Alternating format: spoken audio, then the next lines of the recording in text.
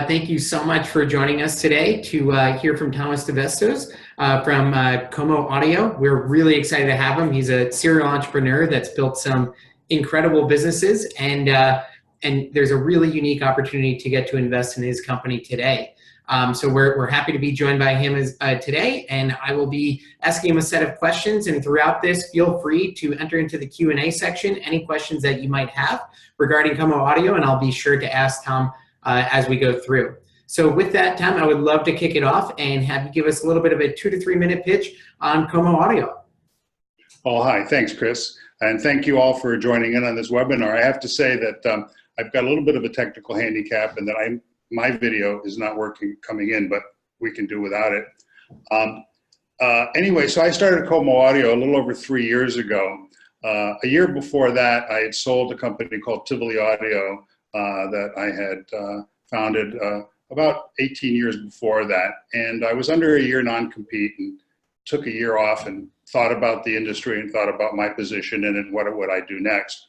You know, I have a passion for music and a passion for coming up with devices that allow people to enjoy music the way the artist intended, and to try to do it in a package that's that has a non-obsolescent ability and something that looks really nice. So I started. I looked around and saw that there was this big rush to both Bluetooth speakers and a new category called multi-room sound. And so the Bluetooth speaker category I'd sort of played with enough at Tivoli that I didn't need to revisit that so much. But this multi-room sound kind of fascinated me, and I started looking at these piles of speakers from different manufacturers. You know, go into a Best Buy and you see a pile from Bose, a pile from Yamaha, these different companies. And I looked at the individual speakers in these piles and I really asked myself a question, and that question was, would I really want one of these, let alone 5 or 6 of them?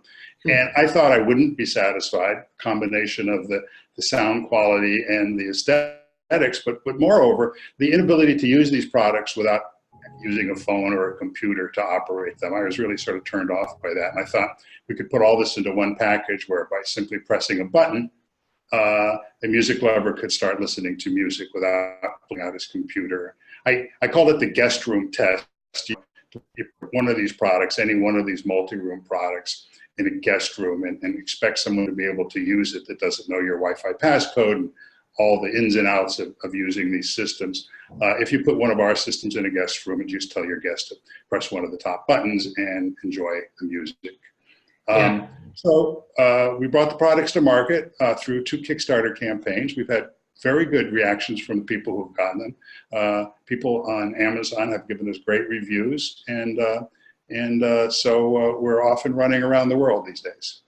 That's awesome, and I can definitely attest to that. I've been over at my family's house and my in-laws' house, and you go to play the speakers that they have, and you can't figure out how to get the darn thing to work.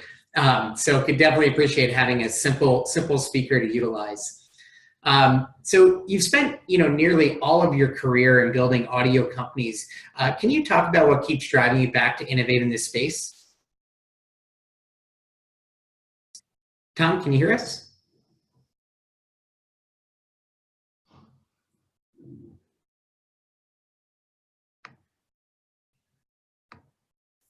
Sorry, Tom, we can't hear you right now.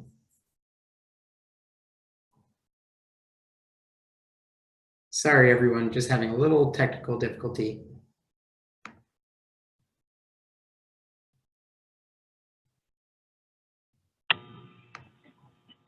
Yeah, I couldn't hear it either until I dialed in.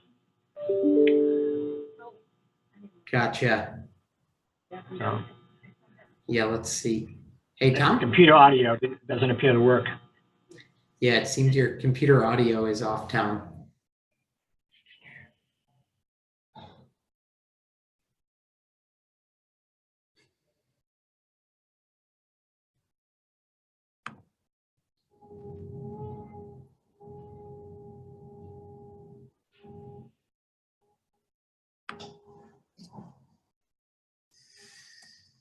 Sorry, everyone.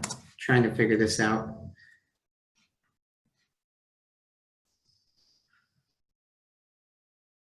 Hello?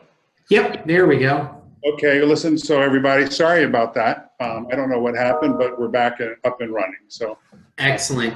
No worries. So I'll just kick it back off at, you spent nearly all of your career in building audio companies. So can you talk about what keeps driving you back to innovate in this space?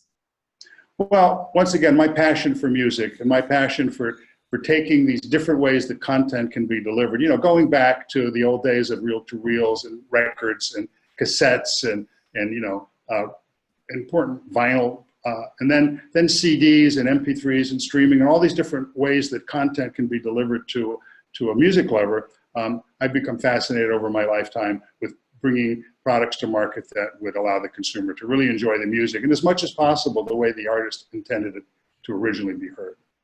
Got it. And market gap, I know you mentioned, ease of use is one component, but what market gap did you kind of see that you said Como Audio can go and fill that gap?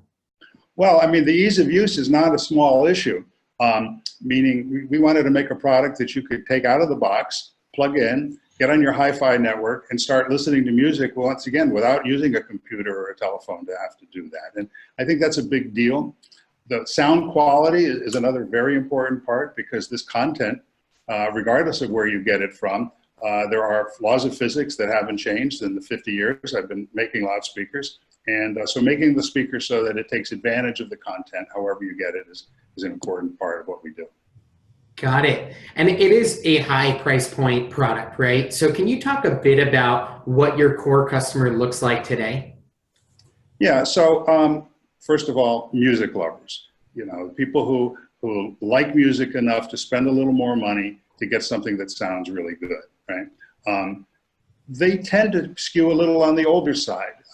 We make a CD player product. It's our best-selling product. There's millions of CDs in use. As a matter of fact, 160 million CDs were sold last year in the United States. It was the smallest year for CDs ever, but it was still a huge business. So our customer tends to be a music lover. They tend to skew a little bit older, people who grew up with hi-fi as a part of their lives and music as a part of their lives.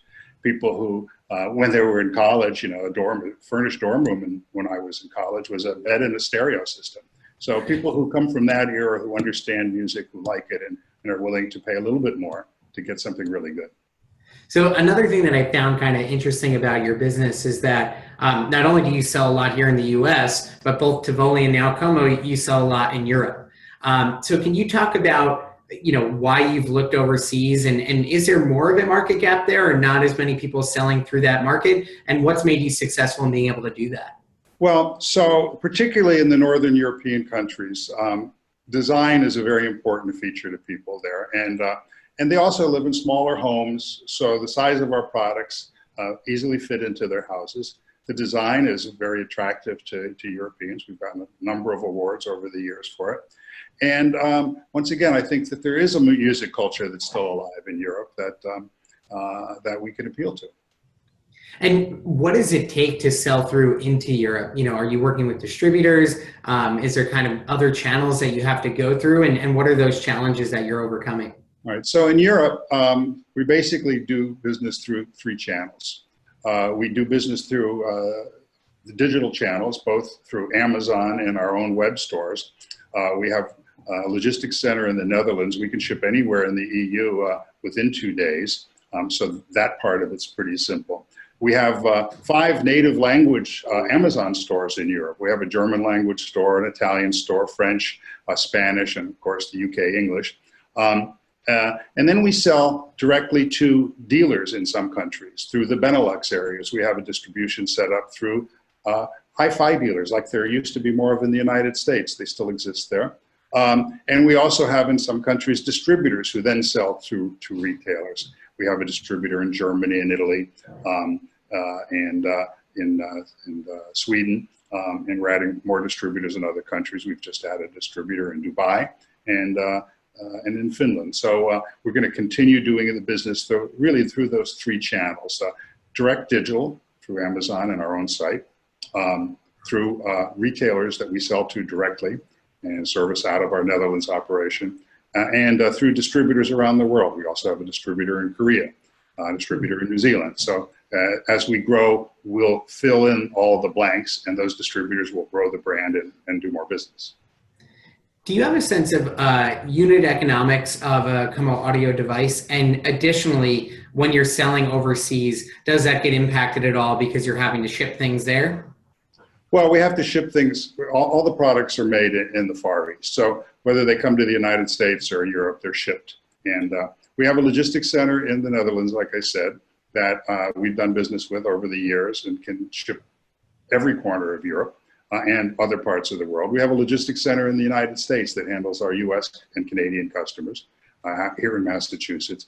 And we have a logistics center in Shenzhen, China, that can ship to our Far Eastern customers. So, so really the distance equals out. The cost of shipping one of these units by sea freight, is a couple of percent. If we are in a hurry to get products, air freight can add a certain amount of strain to it. But no, logistically, it's easy. We do have some challenges in that we make a different product for Europe than we do in the United States. It's very similar, but in Europe we include a DAB plus radio, which is an important form of content delivery in Europe. So there's some challenges there, but we've been doing it a long time. Sure. And from a product standpoint, what new products do you kind of plan to roll out over the next year? Well, we've already announced some new things, and we've done some updates to our legacy products that make them, in fact, new products. For instance, we've just rolled out a software upgrade on our Musica that will allow it to be an Amazon skill. So you'll be able to take your existing Alexa and ask it to play music in the bedroom or tune in a favorite radio station or something without even having to go to it. So that becomes a sort of a new product, and we're going to roll that out to all of the legacy lines. Sorry that she's listening. And also we've announced a product that has built-in Google Assistant, and that product will be in production and being shipped late summer. And that's a product that well, I actually have one right here called Speakeasy, and you'll be able to say, "Hey Google, play Neil Young." Okay, here's Neil Young on Spotify.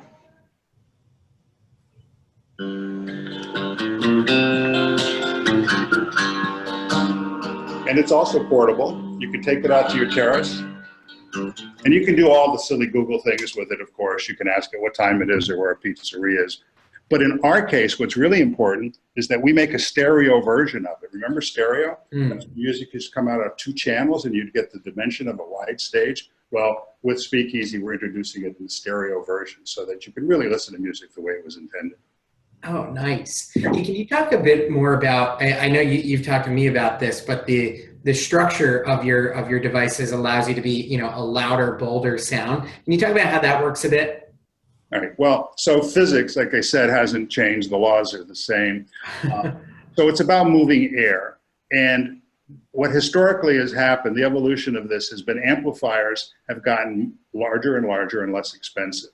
So in the 50s, you had to have a refrigerator-sized speaker because the amplifier that would push it wasn't as strong as we have today. And so you had to move more air just by volume, right?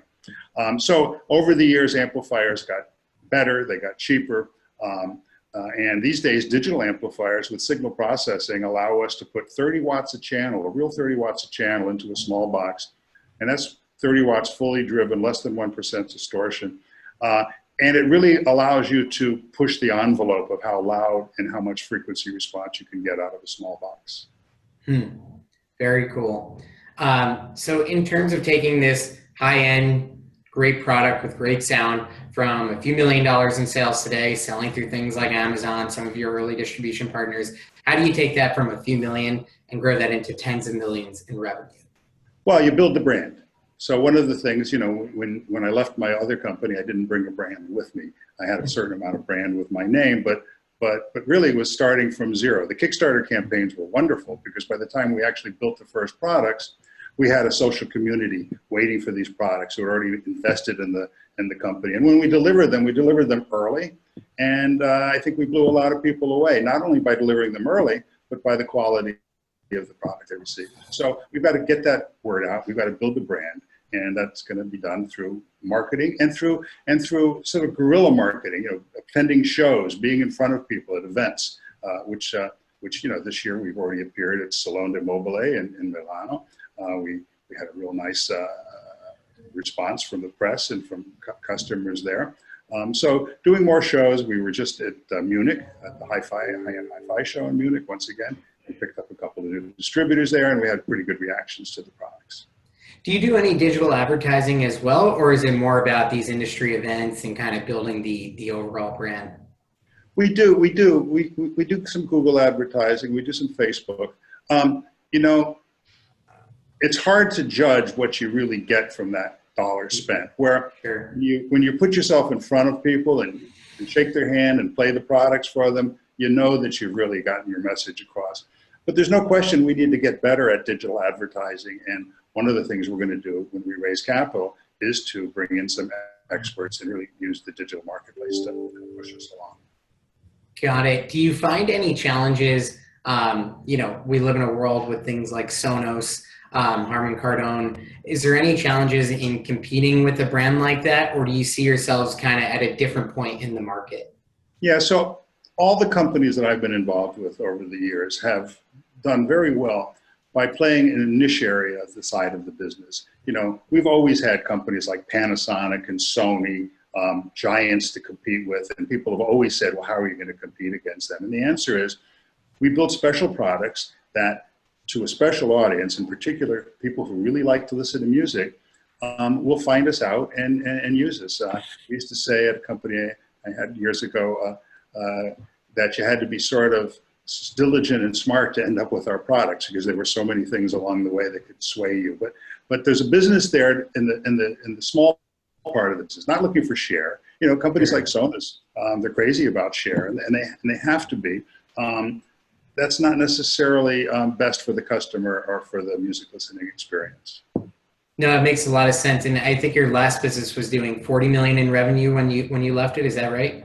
We did over 40 million at Tivoli Audio. Yeah. So there's absolutely room in the market from my viewpoint in digging into the company to have a very sizable business without, to your point, being kind of that market share leader. That's true. And we sold millions of little music systems. People called them radio. We tried to get them to call them something else, but finally we just gave in. Okay, call them radios. But really, they were designed to play music, and we sold millions of them. No, that's terrific. What are the challenges of being a hardware and a software company? Well, what you try to do, what we've tried to do here, is integrate the forward-going options the best you can. Because, when you have an idea and you say, okay, gee, it'd be great if we could take XYZ and make something out of it and bring it to market. Many times, by the time you bring that to market, the idea has come and gone. The technology has changed.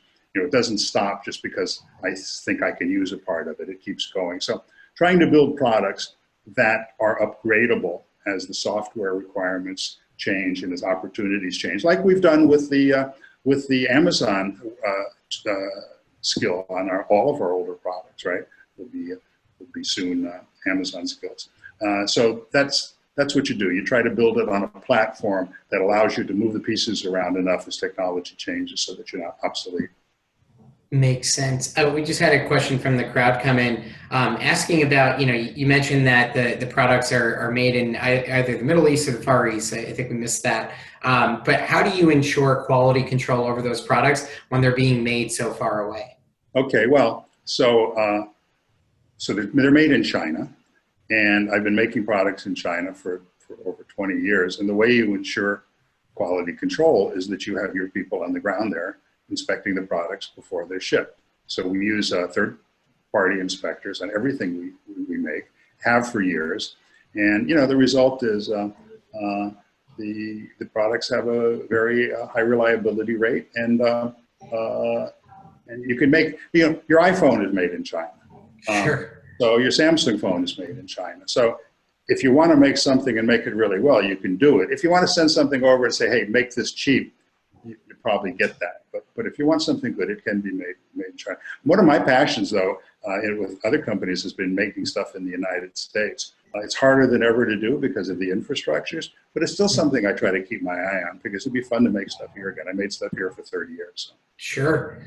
In terms of exit strategy, how does an investor think about their exit opportunities and ability to get liquidity down the road from this investment? Well, once again, it's hard to predict the future, but if we make a company, and which we're in the process of doing, as we go to a next raise, the value of the company will go up, and if one keeps the stock, and that it'll appreciate. At some point, there's in the past, my companies have either gone public, or we've done an M&A deal or a private equity deal. I'm not sure which of those will be an opportunity for this company, but certainly we would look at all those. And are there any specific milestones that you're looking to reach to raise a next round of financing? Well, on this round, we're actually trying to raise a total of $3 million. We're hoping on the WeFunder site to raise the $1,070,000 through so-called unaccredited investors, and in that process attract accredited investors that will take us up to the $3 million mark. Got it. And in terms of, where you see I understand the exit opportunities, but where you see the business in 5 to 7 years from now, how do you think about that? How do I see the technology changing in the business, or where do you see the company being? Yeah, I would say both from a product and a customer standpoint, where do you want to be? Sure. Well, whatever forms of content delivery are on the horizon or coming forward, we'll certainly want to address those and be able to make sure that we can support them. So just like we have done with the Google products and with the Amazon products, just like we've done with adding music services to the legacy products as we've gone along. We've added Tidal and Amazon Music and other things to it. So as things present themselves, we will, as we have in the past, address them and try to bring them to the customers. The company will grow, nicely. It's very hard to speculate. Everybody wants to throw out these numbers and show you these sort of hockey sticks. The answer is, I would expect that this company would do tens of millions of dollars, given the people involved, the products, the acceptance so far, and our willingness to serve customers. Excellent. So last question from me, and then I'll ask a few questions from the crowd that have come in. Who's your favorite musician to listen to on a Como audio device? Saw that kind of question coming. Well, my favorite musician, hands down, living these days, is Neil Young. I had a chance to meet him and work with him on some projects. I write for his archives, the newsletter, and so I have to say that of all the living guys, Neil Young is the number one guy. Now, there might be other artists who have a more, how can I say it, technically better sound in some ways. Sure. To show off the products a little bit more, but in terms of somebody, reaching into my soul, playing music that's sort of a soundtrack to my life, Neil Young and a bunch of guys like him. Nice. No, I would agree. I'm a big fan of Neil Young myself. So a couple questions I had come in from the crowd. Do Como audio products come with a warranty? Oh yeah. We have a 2-year sort of all parts and labor repair replacement guarantee on all of our products. Awesome. Another question coming in here is, how can I help Como audio other than just investing? Spread the word. The neat thing about Kickstarter campaigns or this WeFunder campaign is we're not just selling products or bringing in money. We're creating a community of people who have an interest in the company and are going out and helping us spread the word. So that's the thing they can do is, get our products, show them to your friends, and enjoy the music as much as you can. Awesome.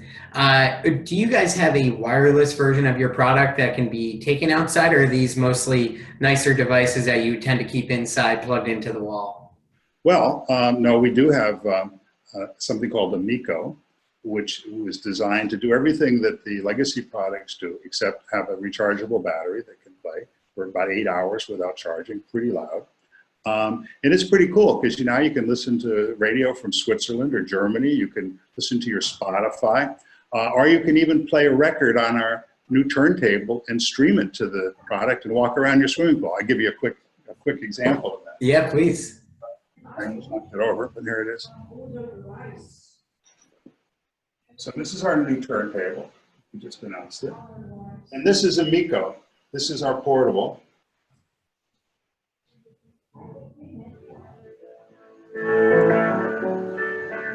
I've got a feeling And it's completely wireless. Oh, nice. It also has the stereo amplifier built in, so you could add a second speaker. But that's the record player. That's awesome. And you can stream it to all over other products all over your house if you wish. Huh.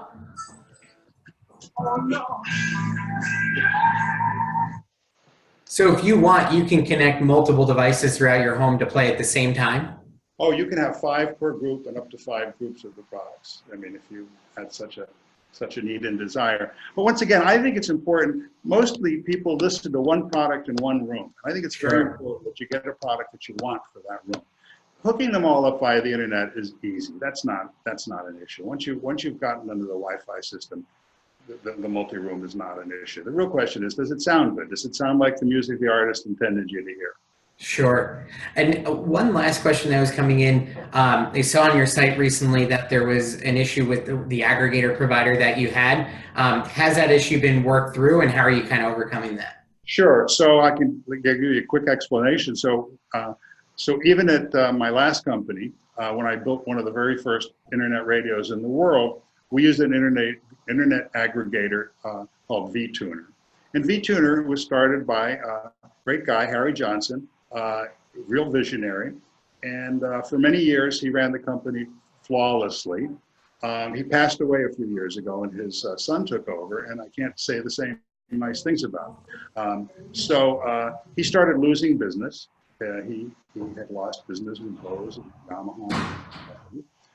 And he really got to the point where us and the group that supports Frontier Technology were the last sort of remaining guys. And he was just about to go out of business, and we got very little notice of that. We were able to find another aggregator, a very good company out of Germany called Arable. And Arable already does deliver our title and Deezer and some of our other music services. So it's a company we knew.